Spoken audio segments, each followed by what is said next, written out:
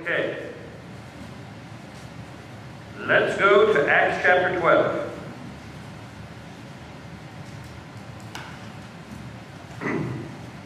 Now, up on the screen, you have verses 6 to 11. But I'm actually going to start before that, okay? The emphasis is going to come from here. That's all you see on the screen right now. But I actually want to start reading with the first verse. So if you want to grab a Bible and open it up, follow along, that would be great. If you're using a Red Pew Bible, it's page 1090. More than anything, this account in the 12th chapter of Acts is about 3 P's. And I put a question out on the TFMC Facebook page, 3 P's, what do you think it's about? One of the answers I got was pizza, Pepsi, and something else, I don't remember. That is not in Acts 12. Well, that'd be nice. We're going to work through this story, and instead of me just reading it straight through, I'm going to make a few comments as we go. And I want to re-emphasize that we started in Acts with the intention of finding out how things were then, and when the church was growing really fast, and they had a lot of new converts, how they handled things, in anticipation of the Rock the Lakes event, and a lot of people being saved, and some of them potentially ending up here as part of our church.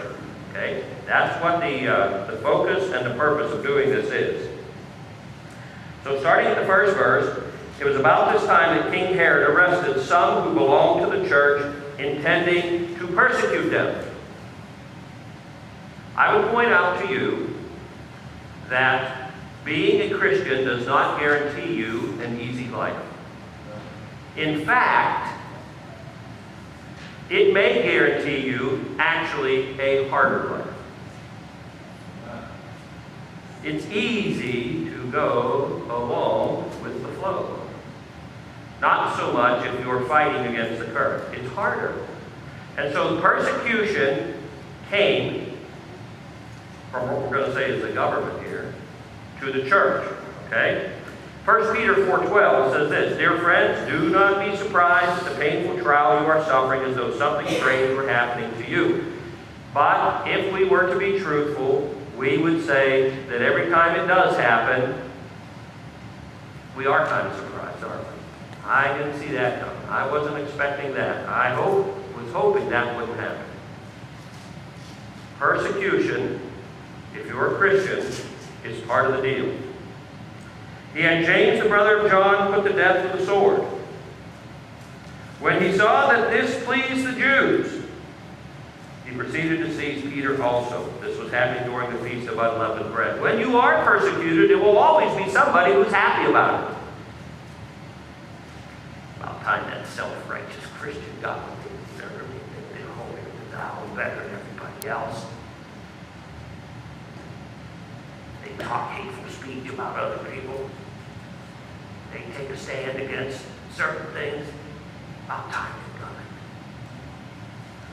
it. So, if we're following Jesus, we will be persecuted. And there will always be somebody that's happy about it. Once you go through difficult times. After arresting him, he put him in prison, handing him over to be guarded by four squads of 4 soldiers each. Herod intended to bring him out for public trial after the Passover. So Peter was kept in prison, but the church was earnestly praying to God for him. What would happen, and what often happens today, when somebody gets persecuted for being a Christian? Well, the Christians unite. They start sending emails. They maybe walk up and down out in front of the organization. This was not happening here. Persecution came, and the church went to prayer.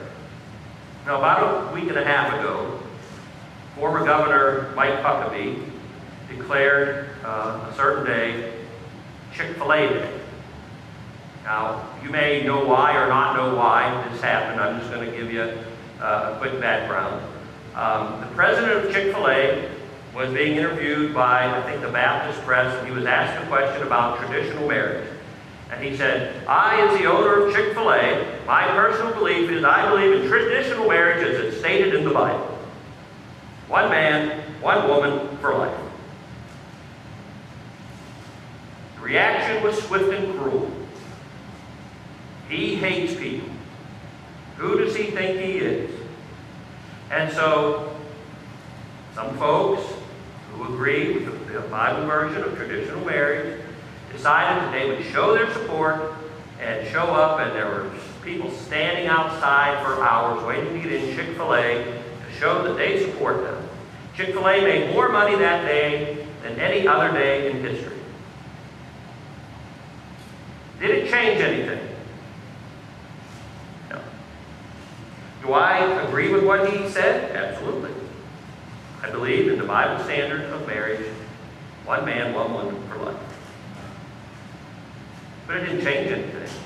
And quite honestly, if the closest Chick-fil-A wasn't in Erie, I probably would have gone in that day myself to show my support. I've never been close enough to one to go eat their food. But it didn't change anything. I just wonder what the difference may have been if instead of everybody eating extra chicken that day, if the church had gotten together to pray. You know, Home Depot has been sponsoring some very disgusting things, especially aimed towards children, for a long time. If you want to know about them, go to AF, the American Family Association, and read some of it. I don't even want to talk about it in church. I personally don't give Home Depot my money for that reason. Okay? But I'm not going to stand up here and pass out signs to go boycott and picket Home Depot. It won't change anything. What the church needs to do is, instead of adopting the strategies of the world, when we see things that are wrong, we need to pray. Powerful, passionate prayer. The night before Herod, on verse 6, was to bring him to trial, Peter was sleeping between two soldiers, bound with two chains, and sentries stood guard at the entrance. Now again, in reference to the Rock the Lakes event, we're trying to reach people who are in chains. Obviously not literally sitting in a prison, but chains of addictions, chains of compulsions, chains of unhealthy relationships. They're in chains. They're in prison. And we need to pray. That's why we pass out the search and rescue thing, so you can actually write down names and pray for some of those folks. There are people in emotional chains, physical chains, mental chains. And in many cases, the only thing that's going to make any difference is prayer. Now, here's something interesting. Go to verse 7. "Till suddenly an angel of the Lord appeared, and a light shone in the cell. He struck Peter on the side, woke him up, and said, 'Quick, get up!' And the chains fell off Peter's wrists." Prayer will bring light into a dark situation. And you have to understand, and I know you know this, but I have to say it anyway. Prison then was not like prison now. No cable TV, no books to read, no 3 square meals a day, no comfortable bed to sleep in. Now, hey, I don't want to go to prison. But it's entirely possible that he was sitting in a hole in the ground. And it was dark, no windows. And the guards were using the hole he was sitting in for a toilet. I don't know exactly which prison he was in, but I can tell you that was not uncommon. And prayers of the church brought light into this dark place. Because of the prayers, the chains came off. Then the angel said to him, "Put on your clothes and sandals." And Peter did so. "Wrap your cloak around you and follow me," the angel told him. I find it interesting that the angel, God did through the angel, what he couldn't do for himself, but what he could do for himself, he was told to do. Look, I'm not going to put your shoes on for you. Put your shoes on. Get your cloak around you. You can do that for yourself. But those chains, I'll take care of those for you. Praying does not absolve us of responsibility to try and do something to help ourselves. If you've got an addiction, if you've got a chain, you cannot say, well, I'm just going to keep doing this until God takes it away. That's not fair. It does not absolve you of the responsibility of doing for yourself what you can do. But what you cannot do, God will do.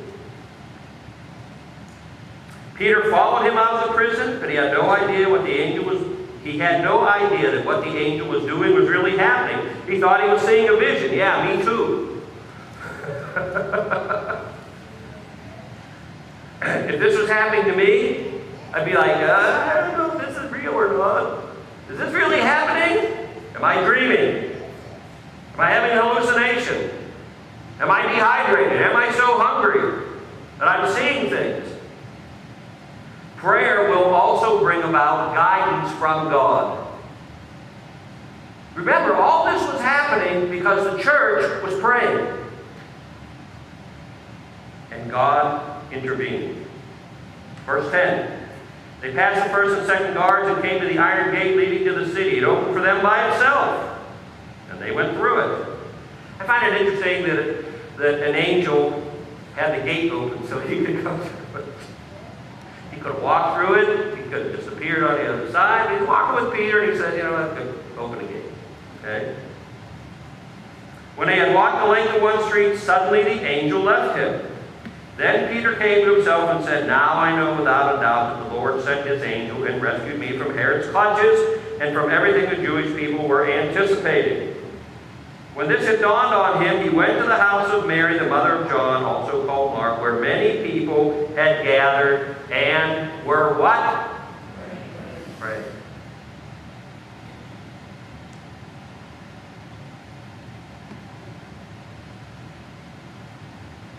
This is what we need, folks. This is what we need. Peter knocked at the outer entrance. A servant girl named Rhoda came to answer the door. She recognized Peter's voice. She was so overjoyed she ran back without opening and exclaimed, Peter's at the door. Prayer will bring joy to people. In fact, it'll bring overjoy to people. And she goes and tells him, Peter's at the door. And what do they say? Yay, our prayers have been answered. No, they said, Rhoda, you're nuts.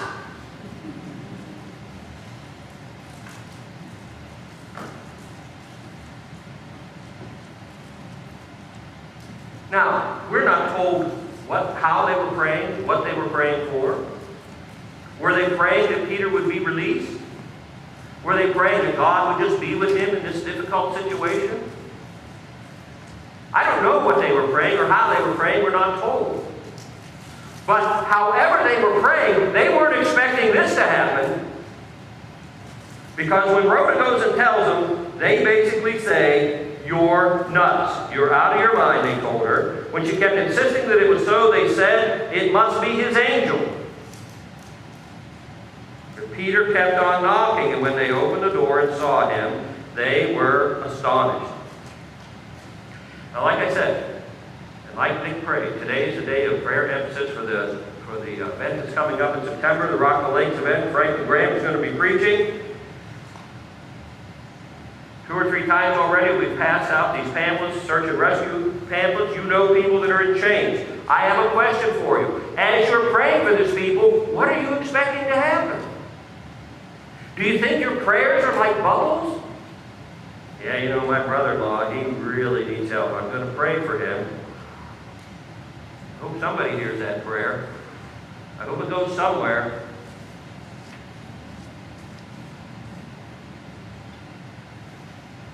Powerful, passionate prayer. We go back to the 5th verse real quick. In the NIV, it says, Peter was kept in prison, but the church was earnestly praying to God. In the New Living Testament, it says they were constantly praying. In the Message, it says they were strenuously praying. In the New American Standard Bible, it says they were fervently praying. And in the King James, it says they were praying without ceasing. Powerful, passionate prayer. Broke the chains. Brought light. Gave guidance. Brought joy. Folks, do you want to do it? You know anybody that's in chains? You know anybody that needs some light and some guidance? It's not just going to happen. We need to pray. Will you do it with me? Somebody good. Just give me a good thank you. Lord, we know people that are in chains. Maybe there's somebody here, emotionally, physically, financially, and something to do with a relationship. Certainly, we need to put on our own shoes, put on our own clothes, do what we can do for ourselves. But true freedom and release is not going to come. It's not going to just happen. You're going to have to intervene, and you will. And you only will when your church prays. Help us to pray earnestly, strenuously, fervently, powerfully, passionately.